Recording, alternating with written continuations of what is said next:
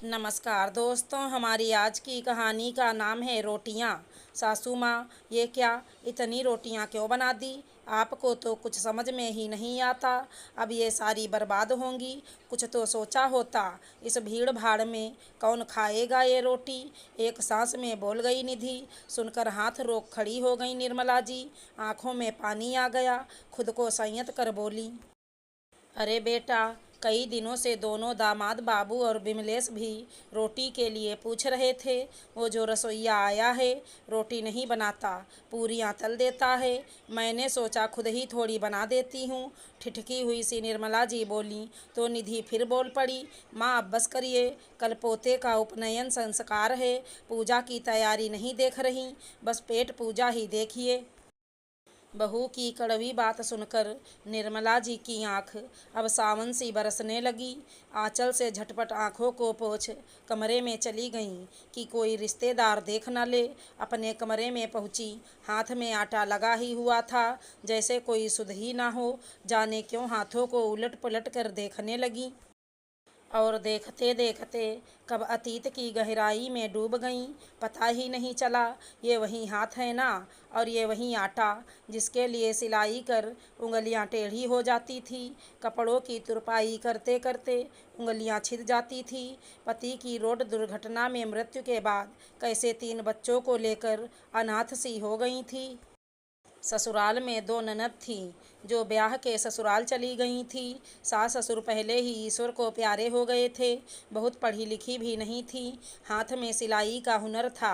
बस बच्चों के मुरझाए चेहरे देख विधाता के प्रहार को भूल कर लग गईं अपने तकदीर के खुले फटे चिथड़े को सिलने। शुरू शुरू में मोहल्ले के लोगों के कपड़े सिलने शुरू किए। धीरे धीरे काम अच्छा चलने लगा, लेकिन हाथ घायल हो गए। उस घाव ने इतना दर्द नहीं दिया कभी जितना कि बहू की बातों ने दिया। इसी सिलाई के दम पर बच्चों को पाला। सिलाई करने के बाद जब बच्चों के लिए रोटियां बनाती तो आटा तक नहीं गूँथ पाती, बेटी से गुथवाती।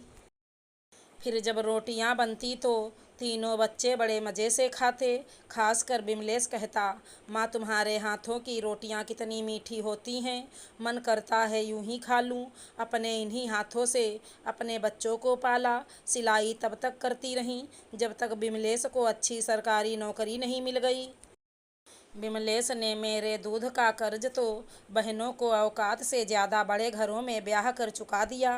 भगवान उसके जैसा बेटा सबको दे। इसीलिए तो बहू की कड़वी बातें खुद ही सुन लेती हूँ कि बेटे को कोई तकलीफ़ ना हो।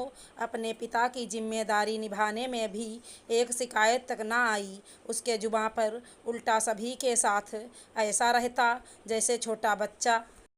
लेकिन जाने क्यों आज बहू की बातें दिल को इतना दर्द दे गईं। शायद रोटी की बात थी, शायद माँ और बच्चे की भूख की रिश्ते की बात थी, शायद उन मजबूरियों की याद दिला गई जब बिना एक कमीज सिले रोटी का एक निवाला अपने बच्चों के मुंह में नहीं डाल पाती। शायद माँ, माँ कहाँ हो आप? विमलेश की इस पुकार से निर्मला जी अतीत की गहराई से निकल आईं। हाँ बेटा, यहाँ हूँ, और कहते हुए झटपट अपने आंसू पोंछ लिए। माँ, आज रोटी आपने बनाई थी ना, बहुत मीठी थी।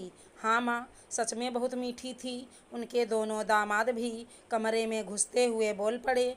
निर्मला जी मुस्कुराने लगीं और बोलीं, विमलेश, तुम्हें कैसे पता चला कि रोटियां मैंने बनाई थी? माँ, उन रोटियों की मिठास से उतनी मीठी रोटियां मेरी माँ ही बना सकती है। निर्मला जी का जैसे सारा दर्द गायब हो गया लगा। जिसने मेरी तपस्या देखी है, कम से कम उसे तो उसका एहसास है, फिर क्यों दुखी होना।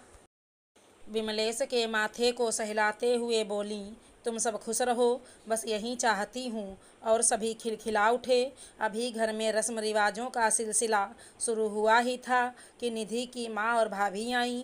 निधि माँ को कमरे में ले गई। कमरे में निधि की माँ उर्मिला जी ने बैग से गोंद के लड्डू निकालकर बेटी के हाथ में थमाया। लड्डू देख निधि उछल पड़ी, लेकिन देखा माँ की आंखों में आंसू थे। जिद करके माँ से कारण पूछा तो उर्मिला जी बोल पड़ी, बेटा कल तुम्हारे भाई से कहकर लड्डू के लिए सामान मंगवाया तो तुम्हारी भाभी ने कितना सुनाया। कहने लगी, आपको जब देखो खाने बनाने का ही शौक लगा रहता है, अब राम का नाम लिया करो माँ जी। कितना कुछ ढोके ले जाओगी बेटी के लिए। इतना कहते बेटी के सामने फपक कर रो पड़ी। निधि धम्म से बिस्तर पर बैठ गई। लगा जैसे किसी ने खींच के तमाचा मार दिया था। अभी सुबह ही तो उसने अपनी सासू माँ से यही सब बोला था, उसे काटो तो खून नहीं। तभी निर्मला जी समधन से मिलने आईं। दोनों बड़े प्यार से मिली।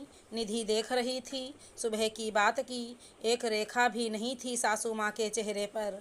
अचानक वो सासू माँ के पैर पर गिर पड़ी और सुबह की बात के लिए माफ़ी मांगी। और ये माफ़ी क्यों मांग रही है, ईमानदारी से वो भी बता दिया। निर्मला जी ने निधि को उठाकर गले लगा लिया और बोली, बेटा हम बुजुर्ग हो गए हैं, लेकिन अभी भी हम बच्चों का भला ही सोचते हैं। आज हम थक चुके हैं, शरीर साथ नहीं दे रहा है, लेकिन अभी भी दिल में तुम्हारी पसंद का बनाने और प्यार से परोसने को जी मचल जाता है। हाँ माँ, मुझे माफ़ कर दीजिए। अब मुझे एहसास हो गया जब मेरी माँ के साथ वही सब हुआ। निर्मला जी और उर्मिला जी ने निधि के सिर पर हाथ फिराया। तभी विमलेश आ गए और बोल पड़े, अरे अब सब चलो, भाई पंडित जी बुला रहे हैं, हल्दी वाली रस्म का समय हो रहा है। सभी मुस्कुराते हुए उठे। विमलेश ने माँ को देखा। उनकी आंखों में एक प्यारी सी चमक थी जो पहले नहीं देखी थी। अगर हमारी कहानी पसंद आई हो तो चैनल को लाइक शेयर सब्सक्राइब करें। धन्यवाद दोस्तों।